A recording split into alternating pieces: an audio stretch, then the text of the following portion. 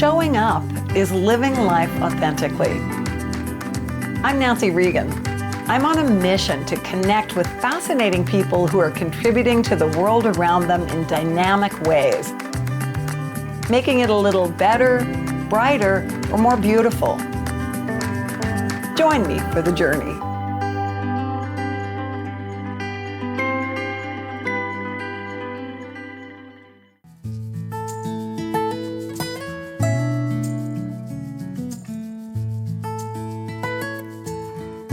Today we're showing up at the house of my friend Kristen. She's a full-time artist, but it wasn't always that way. She worked at a high level in politics for a long time and then decided one day to make a leap to being a full-time artist.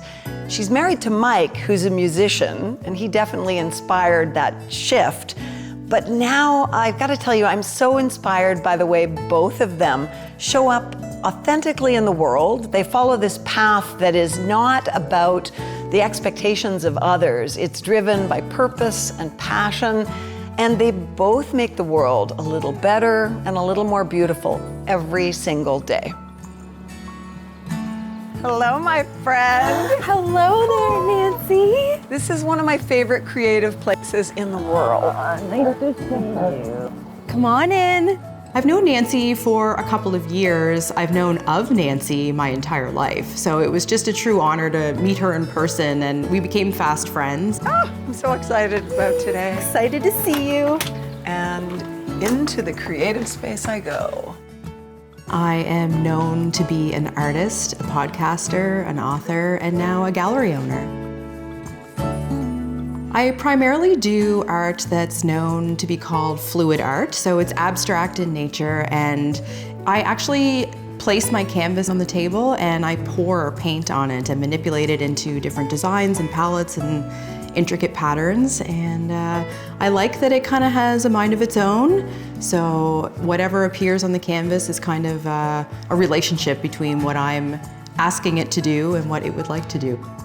What I love most about the type of art for which Kristen is most known is that it is so fluid and liberated and fun, and it's so outside the box. It's not about making things just right. It's about, where's this gonna go?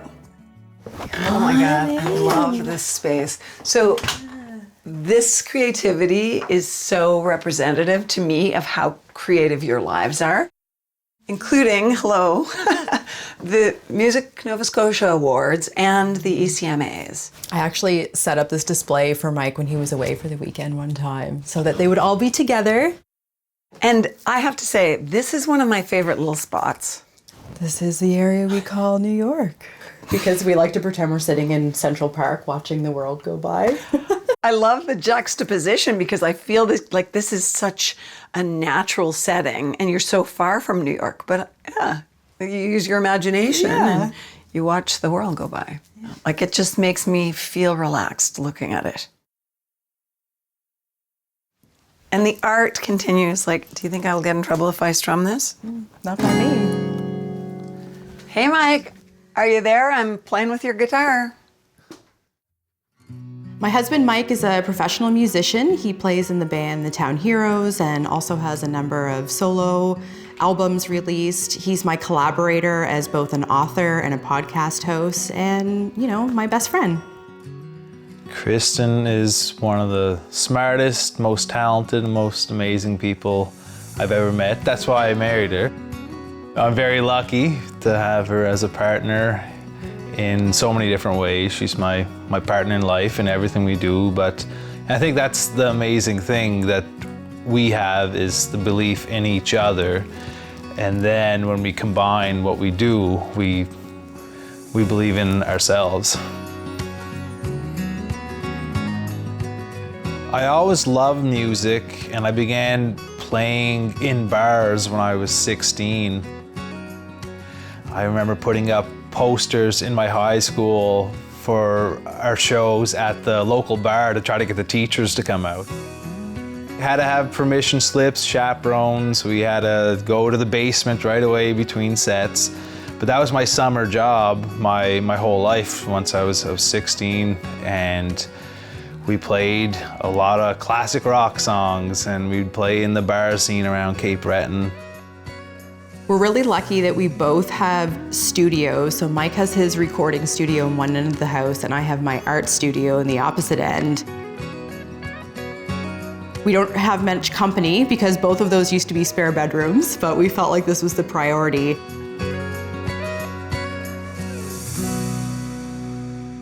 I first met Mike and Kristen when they were invited to be guests on my podcast, but I wasn't prepared for how much I would like them instantly. It was like there was just a click. Are you in here? Hey, Nancy. Oh, he's hard at work How you doing, in the Patty? studio. How are you doing, friend? Good to see you. Thanks for having us. Thanks for coming by. Oh. Always a pleasure to see you. Oh, and I feel like I have to say hello to Lawrence. Is the official mascot of the studio since you named him. Lawrence the lion is a stuffed head, or is he more than that? He is a representation of how Mike and Kristen live their lives. Like, you walk into their house and there's this stuffed animal head on their wall. Not like, that a hunter has shot, but like a stuffed animal, just the head hanging on their wall. And it tells you, you are in a place where people think creatively, they don't take themselves too seriously, and they want to make their guests feel like, guess what? We can play and laugh, and we are going to hang out and have a great time here. How does Lawrence represent your relationship and the way you live in the world? It's a symbol of strength, I think. Does he make you feel like the king of your jungle in here? Because this is a very jungle-like room. When I'm the only one in here, I definitely feel like the king of it. I'm the only king. Okay, we're gonna go to Kristen's studio now. All right. How cool is it when a house has 2 studios in it? Equally messy, too. Hanging out with my creative friends is a lot of fun, but getting to actually play with paint, come on.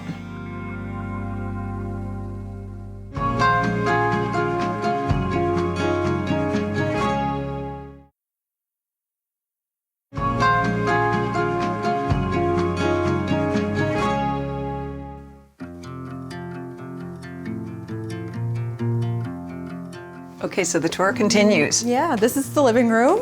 Oh, actually, I want to talk about this painting, if you don't mind, because I know there's a good story associated with it. Yeah, this is a piece from a collaboration I did with my niece when she was living in BC. I was here in Nova Scotia, and it was during the pandemic. So we weren't visiting, she wasn't seeing her friends, and I thought, let's find a way to keep the mind active. And she wrote a 12-chapter story. It was brilliant. And she would mail a chapter a week to me in Nova Scotia. I would open it up and on live Facebook and Instagram would read the story to the audience, and that I would make a painting inspired by that chapter and show her the following week. So we stayed connected after all. That must have meant so much to her. I hope so. I think so. It gave her some company, and this is one piece that I just didn't ever sell because I needed to hold on to a piece from that project with her. That's amazing.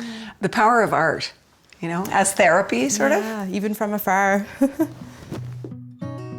And here is my art studio. Okay, for me, this doorway is like stepping through the wardrobe into Narnia.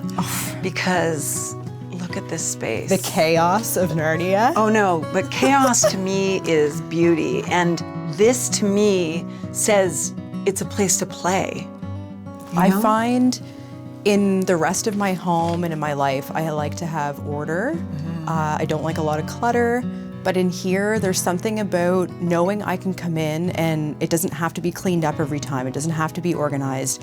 It's actually helped me get into that flow of ideas by having some of this mess around. It's kind of like giving me permission to get messy. But this also says to me that it's all set up and ready for you. And I think a lot of people who want to paint, and even if they do paint, it's like, oh, I've got to set up the studio, I've got to set up the easel, get the paints out. Yeah. But this is like, you just walk through that magical doorway and it's all here and it's waiting for you. And I love that there's this like disco ball. What? I know. The disco ball Magic. is like a new kind of art that I'm trying. I'm sort of known for my fluid art style, abstract, which I love, but when I started working with Curiosity Club, our symbol is the disco ball. Curiosity Club is a trio of women, so myself and my two close friends, Steph and Erin, and it actually started at Togetherland, my art gallery, when Steph was performing a one-woman show. And it was after that that we kind of had this realization of, wait a minute, let's do this again. Like, let's help other people do this. And so the three of us, with Mike's support as well, have started facilitating different creative experiences for other people. It really has taught us the value of supporting this idea of community and curiosity. There's something just fun about what the disco ball represents too. That's it. It's sort of like this idea of it's a place to play. If you see a disco ball, it's like a party on a string. It's an invitation to get a little groovy. I love to paint. I'm almost totally self-taught. And I always look at a blank canvas and it makes me go, like, I don't want to make a mistake. I think, Nancy, very common for artists to feel that way. It can be intimidating to look at the blank canvas. And I will admit, even after many, many years of being a professional artist, I would say almost everything I make, I have a moment where I don't like it.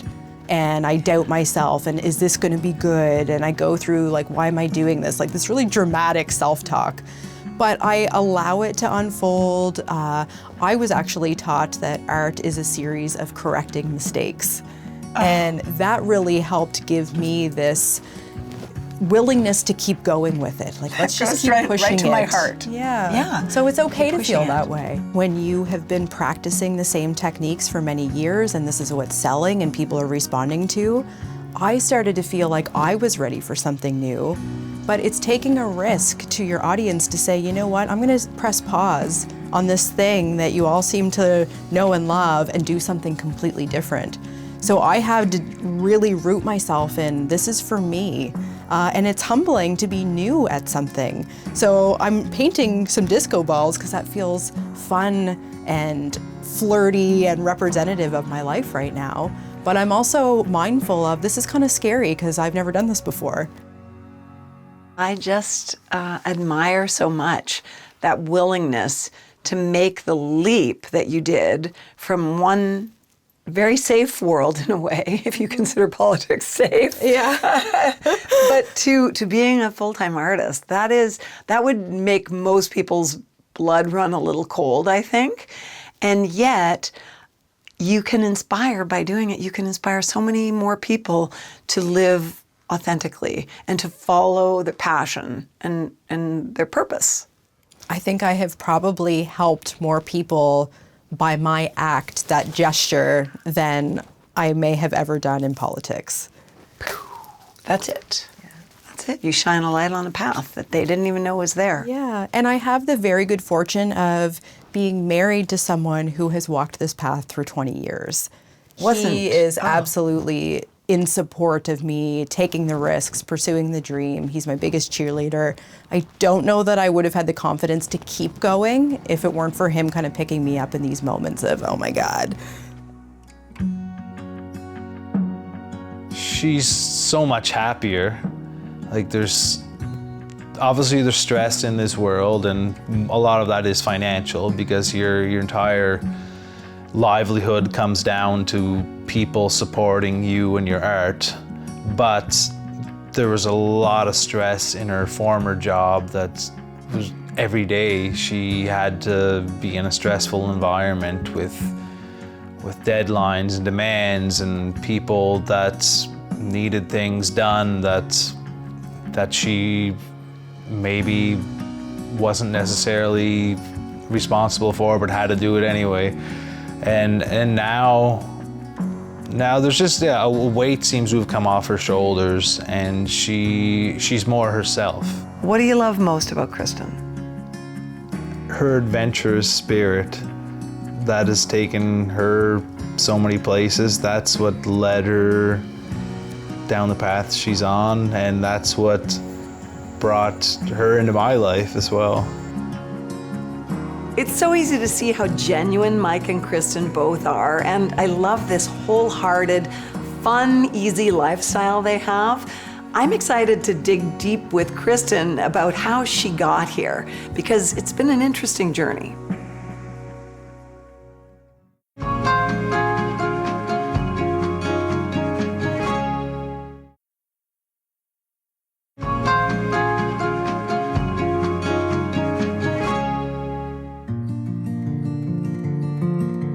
This house is clearly filled with love and so much creativity, but it's not just about hobbies. It's fascinating to hear about Kristen's journey to becoming a full-time artist. Tell me about your early career path. I've had many career paths. I started out actually working as a massage therapist to pay my way through university, where I studied political science. And after I graduated from Acadia, I was lucky and found a job in politics and spent 10 years working in that world and was putting my education to a good use, which I suppose is the goal of one going to pursue higher education. And then when did things change for you? After the pandemic, I would say when a lot of people were reevaluating their life, and for me, my lifestyle, is when I decided that it was time to transition out of this world, not just of politics, but the life that came with it in terms of what I had to wear to the office every day, how I had to be on even after hours. I was driving in rush hour to and from that office, that I was sitting down all day, and then you're sitting in the car on the drive home, and I just sort of grew out of that feeling purposeful. And so a couple of years ago, I took the leap, as they say, and resigned from the corporate stable job that I had held for so many years that I was told I should want and covet, and really followed my heart into the world of entrepreneurship and creativity. You know, I think about how much we live our lives according to the expectations of others sometimes, whether we're looking for praise or the good opinion of others. And it's hard to make a decision, as you described, that everybody thought was nuts. I think the people whose opinions might matter to me were supportive.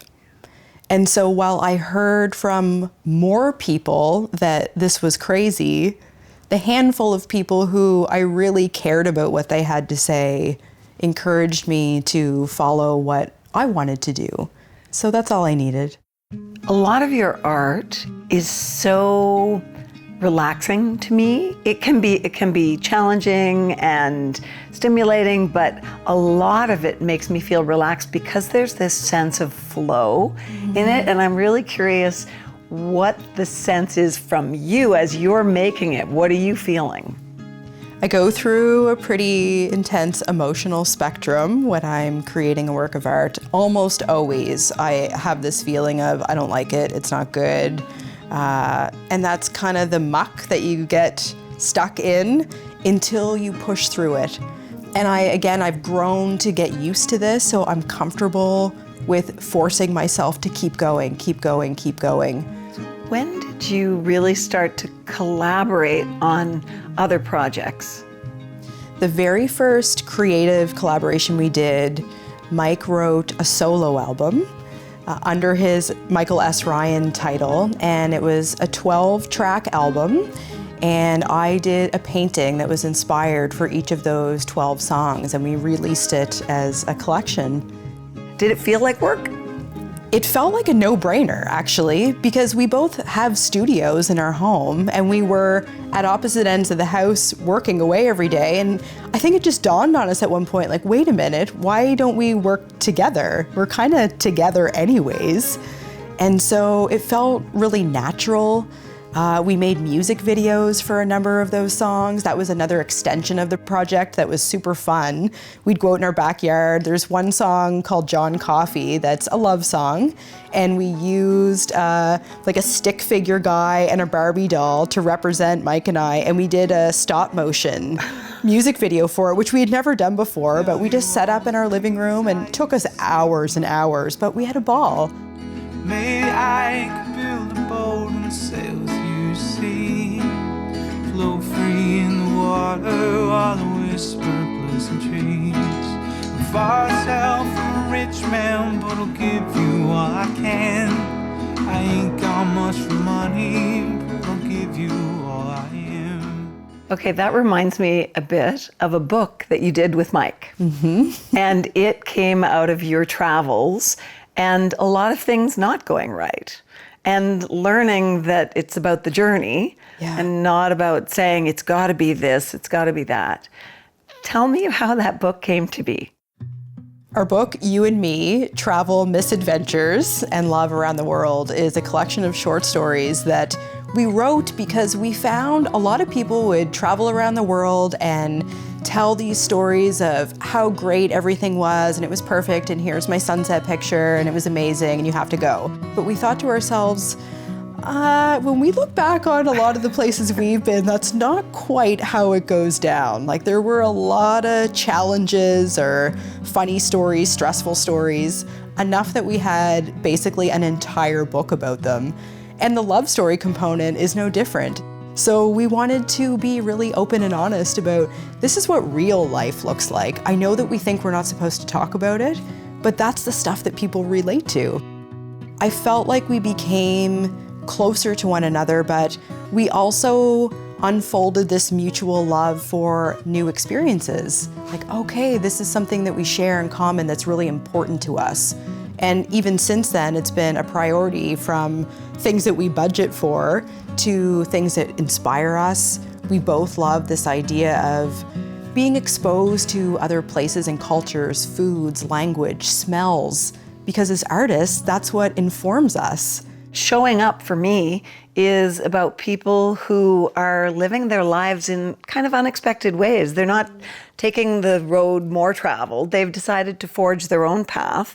And they're also, apart from doing interesting things, they're making the world a little better, brighter, or more beautiful. And you guys are doing all of those things.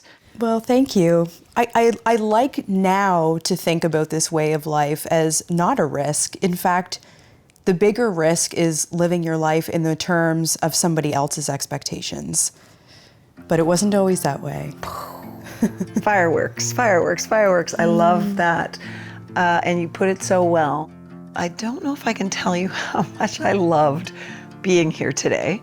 A, that you were willing to open your doors, but also, you know, anytime I come into this house, I feel the sense of belonging. It's welcoming and it's like love. I don't know, there's an energy in this place, but I feel like both of you have this sense of generosity of spirit where you just keep finding new ways in the world to help other people shine. I think it's one of the most important parts of life is how you make others feel, and that sense of love and belonging and friendship is important to us, so that means a lot to hear that, so thank you. She and I both have the same values in life. What we want to accomplish is just so linked together, and we support each other. This has been such a joyful day, but there is more joy ahead because I'm going to drop in on Mike and Kristen recording a podcast with a mystery guest. And Kristen and I are going to do a very cool art project. And I've been invited to their very special place that was meant to be an art gallery originally and has ended up being so much more.